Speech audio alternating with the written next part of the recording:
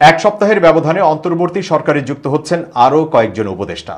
ছাত্র জনতার গণ অভ্যুত্থানের মুখে গত ৫ আগস্ট শেখ হাসিনা সরকারের পতনের পর নোবেলজয়ী অধ্যাপক মোহাম্মদ ইউনূসকে প্রধান উপদেষ্টা করে এই অন্তর্বর্তীকালীন সরকার গঠিত হয়েছিল। গত ৮ আগস্ট প্রধান উপদেষ্টা সহ মোট ১৭ জন উপদেষ্টা শপথ গ্রহণ করেছিলেন। উপদেষ্টা পরিষদে নতুন ৪ জনকে যুক্ত করা হলো শুক্রবার।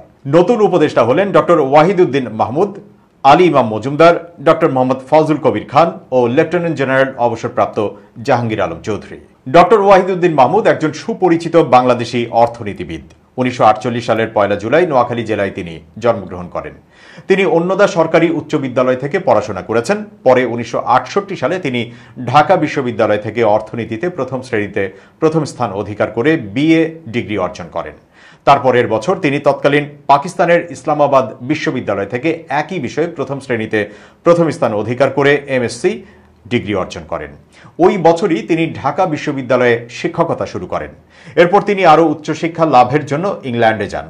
১৯৭২ থেকে ১৯৭৭ সাল এই সময়ের মাঝে তিনি ইংল্যান্ডের কেমব্রিজ বিশ্ববিদ্যালয় থেকে অর্থনীতিতে পিএইচডি ডিগ্রি অর্জন করে দেশে ফিরে আসেন এবং ঢাকা বিশ্ববিদ্যালয়ের অর্থনীতি বিভাগের শিক্ষক হিসেবে যোগদান করেন।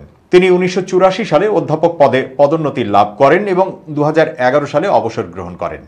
তার শিক্ষা জীবনের মতো কর্মজীবনও বেশ বর্ণাঢ্য। ডক্টর মাহমুদ ১৯৯৬ সালে তত্ত্বাবধায়ক সরকারের অর্থ পরিকল্পনা মন্ত্রণালয়ের দায়িত্বে ছিলেন। বর্তমানে লন্ডন স্কুল অব ইকোনমিক্স ভিত্তিক ইন্টারন্যাশনাল গ্রোথ সেন্টার জাতিসংঘের কমিটি ফর ডেভেলপমেন্ট পলিসির সদস্য। সেই সাথে তিনি south Asian network of economic research ইনস্টিটিউটের চেয়ারম্যান। নোবেলজয়ী অধ্যাপক ডক্টর মোহাম্মদ ইউনূসের সাথে তিনি পল্লী কর্মসহায়ক ফাউন্ডেশনের সহ প্রতিষ্ঠাতা। তিনি দীর্ঘ সময় এই প্রতিষ্ঠানের চেয়ারম্যান ছিলেন। আলী ইমাম মজুমদারের জন্ম ১৯৫০ সালে। ৭৪ বছর বয়সী সাবেক মন্ত্রিপরিষদ সচিব মজুমদার অন্তর্বর্তীকালীন সরকারের প্রধান উপদেষ্টা মোহাম্মদ ইউনূসের বিশেষ সহকারীর দায়িত্ব পেয়েছিলেন। সেখান থেকে তাকে এখন উপদেষ্টা মণ্ডলীর সদস্য করার কথাবার্তা শোনা যাচ্ছে। ২০০৬ সালের ডিসেম্বর থেকে ২০০৮ সালের নভেম্বরে অবসরের আগ পর্যন্ত মন্ত্রিপরিষদ সচিবের দায়িত্ব পালন করেন তিনি। সে সময় অতিরিক্ত দায়িত্ব হিসেবে মুখ্য সচিবের দায়িত্ব তিনি পালন করেন। তার আগে শ্রম ও কর্মসংস্থান মন্ত্রণালয়ের সচিব ছিলেন। ১৯৭৭ সালে প্রশাসন ক্যাডারের মাধ্যমে সরকারি চাকুরিতে যোগ দেয়া আলী ইমাম মজুমদার পরিকল্পনা কমিশনের সদস্য। বিমান বাংলাদেশ এয়ারলাইন্স ও সোনালী ব্যাংক লিমিটেডের চেয়ারম্যান হিসেবেও দায়িত্ব পালন করেছেন।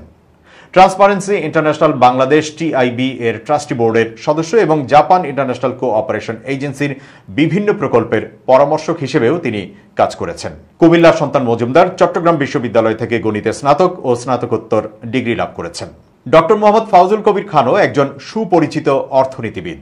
তিনি ২০০৭ থেকে ২০০৯ সাল পর্যন্ত বিদ্যুৎ, জ্বালানি ও খনিজ সম্পদ মন্ত্রণালয়ের বিদ্যুৎ বিভাগের সচিব হিসেবে দায়িত্ব পালন করেন। ইউনাইটেড ইন্টারন্যাশনাল ইউনিভার্সিটির ওয়েবসাইট থেকে এমনটাই জানা যায়। তার আগে ১৯৯৮ থেকে ২০০৭ সাল পর্যন্ত তিনি ইনফ্রাস্ট্রাকচার ডেভেলপমেন্ট কোম্পানি লিমিটেডের প্রধান নির্বাহী কর্মকর্তা হিসেবে দায়িত্ব পালন করেন। ডক্টর এম ফজল খান ১৯৮৯ সালে যুক্তরাষ্ট্রের বোস্টন বিশ্ববিদ্যালয় থেকে অর্থনীতিতে পিএইচডি ডিগ্রি অর্জন করেন। মুন্সিগঞ্জে জন্মগ্রহণ করা ৭১ বছর বয়সী লেফটেন্যান্ট জেনারেল অবসরপ্রাপ্ত জাহাঙ্গীর আলম চৌধুরী ২০০৩ সাল থেকে ২০০৬ সাল পর্যন্ত বাংলাদেশ রাইফেলস, বর্তমান বিজিবি এর মহাপরিচালক ছিলেন। এরপর ২০০৬ সালের জুন থেকে ২০০৭ সালের জুন পর্যন্ত তিনি বাংলাদেশ সেনাবাহিনীর প্রিন্সিপাল স্টাফ অফিসার হিসেবে দায়িত্ব পালন করেন।